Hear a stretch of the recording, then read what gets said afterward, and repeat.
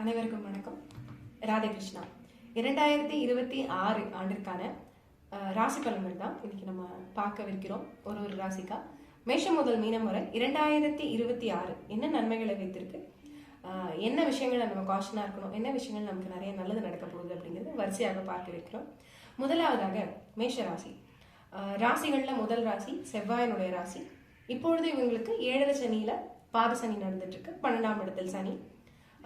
மேஜரான கிரக பயிற்சிகள் பெரிய அளவில் 2026 கிடையாது. ஒன்லி குரு பயிற்சி. ஸோ ஜூனிற்கு பிறகு ஜூனிற்கு முந்தைய அப்படின்னு 2 வகையா இவங்களுக்கு பலன்கள் இருக்கு அப்படிங்கறத நம்ம பார்க்க போறோம். முதலாவதாக இந்த 7 சனியை பார்த்து பெருசா பயப்படணும் அப்படின்னா அப்படியெல்லாம் எதுவும் கிடையாது. பிகாஸ் 7 சனி அப்படிங்கிறது எல்லாரும் ஒரு 30 வருட ஆண்டு காலத்துல ஒரு முறை அஷ்டம சனி, ஒரு முறை கண்ட சனி, ஒரு முறை 7 சனியை கடந்து வந்தே தீர வேண்டும். அர்த்தாஷ்டம சனி. ஸோ இவைகளை எல்லாருமே கடக்கக்கூடிய விஷயம் தான். அதனால 7 சனினால நம்ம பெருசா பயப்படணும் அப்படிங்கிற அவசியம் இல்லை. ஆனாலும் அதற்கான பரிகாரமாக சனிக்கிழமைகள்ல ஹனுமார் வழிபாடு செய்வது, அன்னதானம் அளிப்பது, ஏதாவது ஒரு கைண்ட் ஆஃப் எக்ஸசைஸ். நான் என்கிட்ட வர எல்லா கிளைண்ட்ஸ் என்ன ராசியாக இருந்தாலுமே 7 சனிக்கு நான் கொடுக்கக்கூடிய ஒரு மிகப்பெரிய பரிகாரம் அப்படின்னு நீங்க எடுத்தீங்க அப்படின்னா அது வந்து எக்ஸசைஸ் பண்றதா தான் இருக்கும். ஸோ அதனால அது நிச்சயமா பண்ணுவது என்பது இவர்களுக்கு மிக மிக பிரயோஜனம் உள்ள ஒரு விஷயமாக இருக்கும். சரி, இப்போ இவங்களுக்கு முக்கியமான விஷயங்கள், நன்மைகள் என்ன நடக்க போகுது அப்படின்னு பாத்தீங்கன்னா, குரு பயிற்சிக்கு பிறகு, குரு பயிற்சிக்கு முந்தைய அப்படின்னு எடுக்கும் பொழுது வருட தொடக்கத்துல இருந்து இவர்கள் கொஞ்சம் செலவீனங்களை சிலதை சந்திப்பாங்க. சில முயற்சி தடைகளை சந்திக்கிற மாதிரி இருக்கும். ஆனால் வருடத்தின் பிற்பகுதிக்கு பிறகு செலவீனங்கள் எல்லாமே பாசிட்டிவா மாற ஆரம்பிக்கும். அதாவது சுப செலவுகளாக மாற ஆரம்பிக்கும். வருடத்திற்கு முன்னாடி நான் சொன்னேன் இல்லையா, சில முயற்சிகள் தடையில இருக்கும்னு சொல்லி, பொதுவாகவே சனி பொறுமையாதான் ஒரு விஷயத்த கொடுப்பாரு.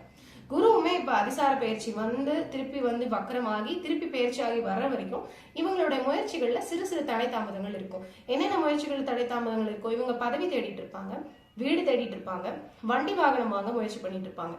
சோ இது எல்லாத்துலயுமே வந்து சின்ன சின்ன தடைகளை அவங்க சந்திச்சுட்டு இருப்பாங்க. இது எல்லாமே செகண்ட் ஹாஃப்ல பாசிட்டிவா நடக்கும். நல்ல கடன் ஏற்படும், நல்ல பதவி ஏற்படும், நல்ல ஒரு உத்தியோகத்தில் மேன்மை, இது எல்லாமே நல்ல பதவி கிட்டக்கூடிய அமைப்பு அப்படிங்கிறது எல்லாமே இந்த மேஷராசிக்காரர்களுக்கு இந்த வருடம் நடக்கக்கூடிய விஷயமாக இருக்கும். கொஞ்சம் ஹெல்த்ல மட்டும் கான்சியஸ் தேவை. பெரிய பயம் எதுவும் இல்லைனாலும் வீட்டுல ஒண்ணு மாத்தி ஒண்ணு கொஞ்சம் ஹெல்த் எக்ஸ்பென்சஸ் இருக்கும். நாங்க ஆல்ரெடி இஎம்ஐல எல்லாம் இருக்கோம் அப்படிங்கிறவங்க இது பெருசா பயப்பட தேவையில்லை. ஏன்னா ஏற்கனவே சனி வந்து உங்களுக்கு இஎம்ஐ கொடுத்துருப்பாரு. அப்படி எதுவுமே எனக்கு இஎம்ஐ இல்ல நான் வந்து பெருசா இப்போ வீடு வாங்குறேன் இல்ல வாகனம் வாங்குறேன் பெருசா லோனு போட போறதுலன்னா நீங்க ஒரு பர்சனல் லோன் ஏதாவது சின்ன அளவுல, நான் சொல்றது பெரிய அளவுல கிடையாது, சின்ன அளவுல மட்டும் ஒன்னு ஏற்படுத்தி வீட்டுக்கு தேவையான ஏதாவது ஒரு கூட்ஸ் வந்து நீங்க இஎம்ஐல வாங்கி போட்டு வட்டி கட்டிட்டு இருந்தீங்க அப்படின்னா ஹாஸ்பிட்டல் எக்ஸ்பென்சஸ் நீங்க கம்மி பண்ணிக்கலாம். இதோட கூட இன்னொரு முக்கியமான பாயிண்ட் நான் என்ன சொல்ல விரும்புறேன் அப்படின்னா, இந்த பர்சனல் லோன்ற வார்த்தையை அதனாலதான் நான் சரி பண்ண வேண்டிய அளவுக்கு கொண்டு போனேன். என்ன காரணம் அப்படின்னா, 5ஆம் இடத்தில் கேது, அது போக பாத்தீங்க அப்படின்னா ராகு வந்து 11ஆம் இடத்துல இருக்கார்.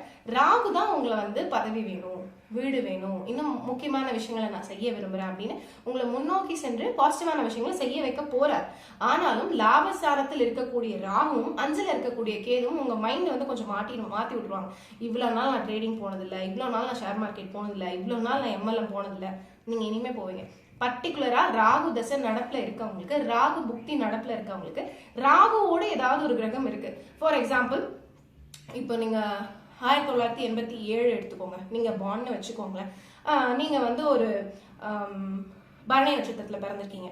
உங்களுக்கு வந்து இப்ப ராகு தசை நடப்புல இருக்கு அப்படின்னு நீங்க வச்சுட்டீங்க அப்படின்னா, இல்ல ஒரு அஸ்வினி நட்சத்திரத்திலே பிறந்திருக்கீங்க, உங்களுக்கு இப்ப ராகு தசை நடக்கக்கூடிய வாய்ப்பு உண்டு அப்படின்னு நீங்க எடுத்துக்கிட்டீங்க அப்படின்னா, உங்களுக்கு வந்து அந்த ராகு திசைனால இந்த மாதிரியான இன்வெஸ்ட்மெண்ட்ஸ் வந்து உங்களை தேடி வரும். உங்க வீட்டு வாசல்ல வந்து உங்க நட்பு, உங்க 3ஆம் கட்ட என்ன சொல்ற சொந்தங்கள் யாராவது வந்து இன்வெஸ்ட்மெண்ட் பண்ணீங்க அப்படின்னு கேட்பாங்க. இது உங்களை தேவையில்லாத ஒரு கடன்ல மாட்டி விட்டுரும். அதனாலதான் அந்த பர்சனல் லோன்கிற வார்த்தையை நான் அவ்வளவு திருப்பி சொன்னேன். ஸோ அந்த மாதிரியான விஷயங்கள்ல இன்வெஸ்ட்மெண்ட் தயவு செஞ்சு பண்ணாதீங்க. பொதுவாக மேஷராசிக்காரர்கள் ஷார்ப்பான பீப்புள் தான். இது ஒத்து வராது அப்படின்னு தெரியுற இடத்துல எல்லாம் கொண்டு போய் இன்வெஸ்ட்மெண்ட் பண்ணிட்டு மாட்டிட்டு இருக்கிற ஆளுங்க கிடையாது.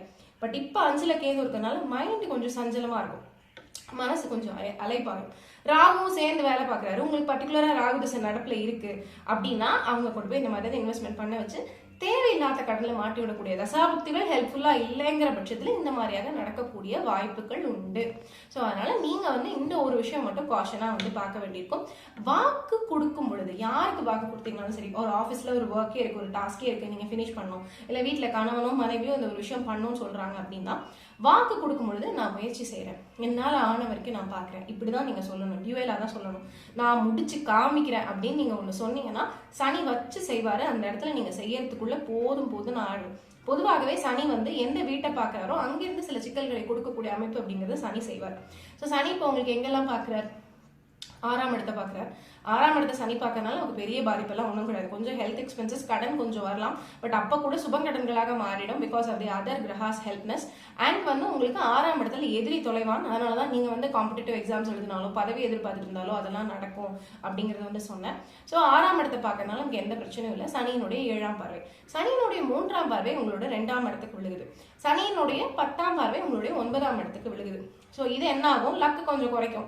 அண்ட் அகைன் இதுதான் நான் முன்னாடியே மென்ஷன் பண்ணிட்டேன், சில விஷயங்கள் நீங்க ட்ரை பண்ணி லேட்டா நடக்கும் அப்படின்னு சொல்லிட்டு. அதர் தேன் தட் 2ஆம் இடத்தை பார்க்கறதுனால தான் வாக்கு கொடுத்து நீங்க பிரச்சனையில மாட்டுறது அப்படிங்கிறது நடக்க போகுது. ஸோ இதை தவிர நீங்க பாத்தீங்க அப்படின்னா மிச்சம் எல்லாமே உங்களுக்கு ஆல்மோஸ்ட் பாசிட்டிவா இருக்கக்கூடிய விஷயங்கள் தான். உங்களுடைய துடுக்கான பேச்சு மட்டும் கொஞ்சம் கண்ட்ரோல்ல இருந்ததுன்னா இப்போதைக்கு உங்களுக்கு ஈஸியா இருக்கும். ஏன்னா நீங்க தான் அதுல சில சிக்கல்களை ஃபேஸ் பண்ற மாதிரி இருக்கும். பொதுவாக மேஷராசி ஆட்கள் கொஞ்சம் டிட்டர்மைண்டா இந்த விஷயம் நான் இதான் பிளான் பண்றேன், இப்படிதான் ஒர்க் அவுட் பண்ண போறேன், அதை தான் பேசுவாங்க, அதை தான் செய்வாங்க. இப்ப அதை பேசிட்டு நீங்க செஞ்சிருவீங்க, கொஞ்சம் கஷ்டப்பட்டு செய்வீங்க. ஸோ செய்யக்கூடாது அப்படின்னா சொல்லாதீங்க. 2ஆம் இடத்தை சனி பார்க்கும் பொழுது வாக்கு கொடுக்க வைத்து அதுல இருந்து சில கஷ்டங்களை கொடுப்பார். ஸோ அதனால அந்த விஷயம் நீங்க காஷனா இருக்கணும் அப்படிங்கறத நான் சொல்ல விரும்புறேன். ஸோ அதாவது பாத்தீங்க அப்படின்னா பெற்றவர்களுடைய ஹெல்த், 9ஆம் இடத்தை சனி பார்க்கறதாகட்டும், 4ஆம் இடத்துல குரு உச்சமாகதாகட்டும், ஆல்ரெடி சொல்லியிருந்தேன் கொஞ்சம் ஹெல்த் எக்ஸ்பென்சஸ் இருக்கதான் செய்யுது அப்படின்னு சொல்லிட்டு. ஹெல்த் மட்டும்தான் நீங்க கொஞ்சம் காஷனா இருக்க மாதிரி இருக்கும். கண்டிப்பாக வீடு, மனை, வாகனம் இதெல்லாம் வாங்குவது நல்ல விதமாகவே நடக்கும். பட்டப்படிப்பு படித்து கொண்டிருப்பவர்களுக்கு நினைத்த இடத்துல இப்போ ஒரு 12th எழுதுறாங்க இந்த வருஷம் குழந்தைங்க அப்படின்னா அவங்க எதிர்பார்க்கிற சீட்ல எதிர்பார்க்கிற படிப்புல அமரக்கூடிய தன்மை கிடைக்கும். வெளியூர் வெளிமாநிலம் சென்று படிக்கணும்னு நினைக்கிற குழந்தைங்களுக்கும் அதுக்கேற்ற மாதிரியான பாசிட்டிவான விஷயங்கள் நிறைய நடக்கும். ஸோ தசாபக்திகள் சப்போர்ட் பண்ணக்கூடிய விஷயத்துல கிட்டத்தட்ட ஒரு 75 to 85 மார்க் மேஷ ராசிக்கு இந்த வருஷம் நான் கொடுப்பேன். ஏன் இதை அழுத்தமா சொல்றேன் அப்படின்னா 7 சனி நடக்குது அப்படின்னு புதிய முயற்சிகள் செய்யாம இருக்கணும்னு எந்தவித அவசியமும் இல்லை. சின்ன டிலே தான் இருக்கும், கண்டிப்பாக பாசிட்டிவாக தான் முடியும். வாழ்த்துக்களுக்கும் பரிகாரமாக என்ன செய்யலாம் அப்படின்னு நீங்க எதிர்பார்த்தீங்க அப்படின்னா இந்த வருடத்தை பொறுத்தவரை தொடர்ந்து முருக வழிபாடு, சூரிய நாராயண வழிபாடு, அதாவது நீங்க சூரிய நமஸ்காரம் தொடர்ந்து பண்ணிக்கிட்டே வாங்க. யோகா பண்ணும் பொழுது 5ஆம் இடத்துக்கு ஏதும் உங்களுக்கு குலதெய்வ அருள் குறைவு அல்லது மைண்ட் டிஸ்டர்ப் ஆகுது, இதெல்லாம் மாத்தி ஒரு மாதிரி உங்களுக்கு பாசிட்டிவா குலதெய்வ அருள் கிடைப்பது, இறைவனோட இன்னும் சற்று கிட்ட நகர்ந்து செல்வது போன்ற ஒரு எண்ணம் உங்களுக்கு ஏற்படும். 7 சனிக்கும் இது நல்ல பரிகாரம் அப்படிங்கறதுனால எக்ஸசைஸ் பண்றது பண்ணுங்க. ஏற்கனவே சொன்னது போல சனிக்கிழமை ஹனுமார் வழிபாடு, ஒரு சாதாரணமாக ஒரு நல்லெண்ணெய் தீபம் ஏற்றி ஹனுமார் வழிபாடு செஞ்சுட்டு வந்தீங்க அப்படின்னா உங்களுக்கு அது ரொம்ப ரொம்ப ஹெல்ப்ஃபுல்லாவே இருக்கும். பிளஸ் முருக வழிபாடு பண்ணுங்க, இது உங்களை நீங்க ஸ்ட்ராங் பண்ணிக்கிறதுக்காக. தாயார் வழிபாடு, பெண்கள் விளக்கு பூஜை செய்வது, சுக்கிரன் யார் யாருக்கெல்லாம் ஸ்ட்ராங்கா இருந்தா நல்லா இருக்குமோ அவங்க எல்லாருக்குமே நான் விளக்கு பூஜை ரெக்கமெண்ட் பண்ணுவேன். விளக்கு பூஜை எப்படி செய்வதுன்னு நம்ம ஒரு ஷார்ட் வீடியோலையும் கொடுத்துருக்கோம், அதுலயும் நீங்க செக் பண்ணிக்கோங்க. செய்வது என்பது, விளக்கு பூஜை செய்வது என்பது கணவருடைய ஆயுள், ஆரோக்கியம், உங்களுடைய பொருளாதாரம் எல்லாத்துக்குமே ரொம்ப ஹெல்ப்ஃபுல்லா இருக்கும். மற்றும் ஒரு காணொலியில் உங்களை சந்திக்கும் வரை உங்களிடமிருந்து விடைபெறுவது உங்களுடைய ராஜலட்சுமி நாராயணன். நன்றி, வணக்கம். ராதே கிருஷ்ணா.